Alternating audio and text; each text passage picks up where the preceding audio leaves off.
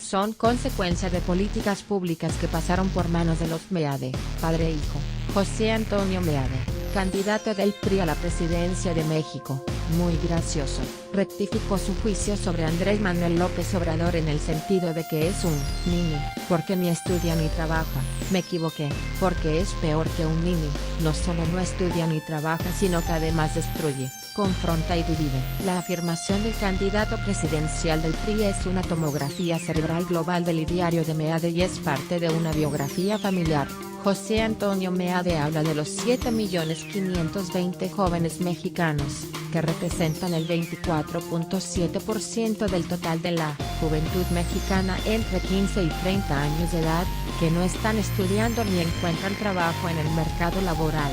La cuarta parte de los chavos mexicanos sin horizontes de vida constituyen, para las evaluaciones de los OCDE, por su creciente persistencia, una falla estructural del sistema educativo y, por ende, del Estado mexicano. México ocupa, tristemente, el antepenúltimo lugar entre los países de la OCDE con ese grave problema, solo por debajo de Turquía e Israel. La OCDE, con los eufemismos de siempre para nombrar la miseria humana, dice que México tiene el tercer porcentaje más alto de jóvenes que ni estudian ni trabajan entre los 34 países de la Organización para la Cooperación y Desarrollo Económico, OCDE, solo debajo de Turquía e Israel. El panorama de la educación 2013 de la OCDE así lo consigna y, lo peor, el informe encuentra que más de 10 años con la misma tendencia nos habla de una falla estructural.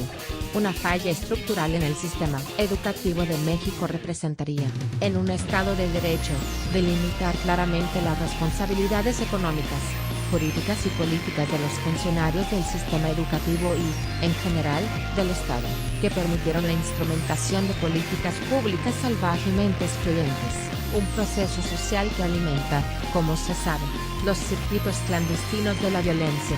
Me concentro por ahora en la pelotuda gracejada de Meade. Los niños, con violento sentido peyorativo, ni estudian ni trabajan, y no lo hacen porque las políticas educativas de los últimos 24 años, por lo menos, han restringido crecientemente el presupuesto federal para la educación pública.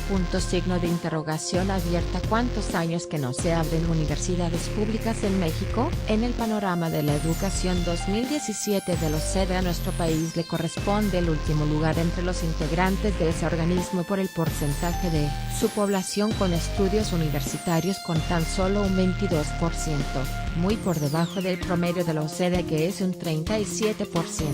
Y esa es una grave falla estructural originada, fundamentalmente, por la fe obsesiva en el libre mercado y, por la enorme corrupción e impunidad que esa idea pura propicia en un sistema político de dominación patrimonial mexicana estilo. En nuestro país todos los miembros del Estado mexicano deben su trabajo al señor presidente, al gobernador, al secretario de Estado, al general, al rector, al presidente municipal, al diputado, al senador, al cacique, al líder sindical y, a cambio, la gratitud de los favorecidos será eterna.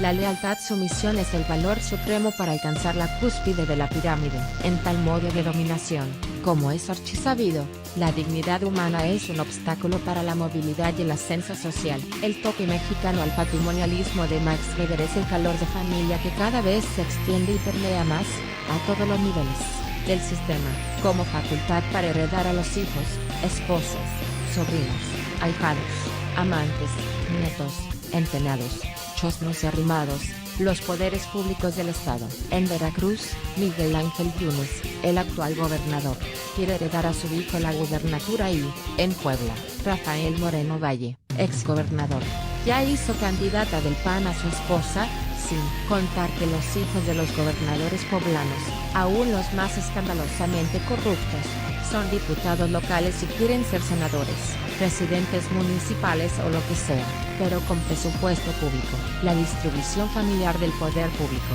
ese modo de dominación, sin embargo, significaría un profundo retroceso en la ruta de construcción de un Estado racional legal, pues se aproxima más a la aparición de los señores de horca y cuchillo, con atribuciones de alta justicia, para decidir entre la vida y la muerte de los sometidos, un modo feudal de dominación. A los minis el Estado mexicano les brinda generosamente dos oportunidades: la migración hacia los Estados Unidos y el narcotráfico. No son la libre voluntad del credo liberal y del credo democrático las que escriben el destino de ese torrente de juventud hacia la nada. Ha sido el resistente modo de dominación patrimonial del Estado Nacional con uno de sus rasgos más perniciosos: la confusión de lo público y lo privado, una confusión que José Antonio Meade, como secretario de Hacienda, contribuyó a nutrir y extender.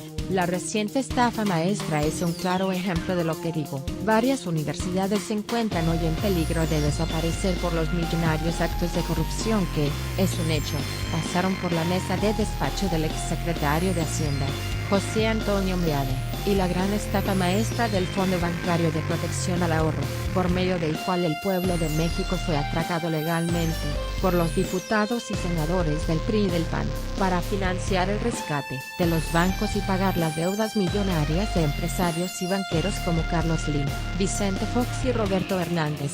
Pregunto, ¿quién coordinó esa aberración jurídica más puñalada trapera sobre el costado de la ciudadanía mexicana? La respuesta es el diputado priista Dionisio Meade García de León.